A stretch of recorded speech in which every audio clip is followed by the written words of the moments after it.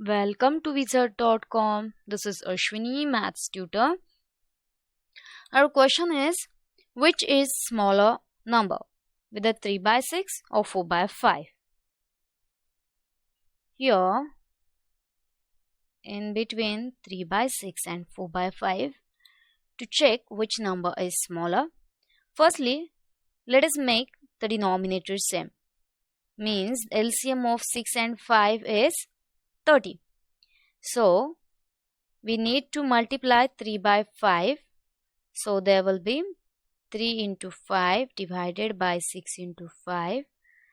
Or here, to make a denominator 30, we need to multiply 4 by 6 and 5 by 6.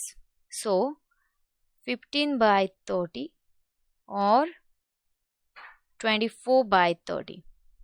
Now here, we can compare numerator as here 15 is smaller than 24. Hence, 3 by 6 is smaller than 4 by 5.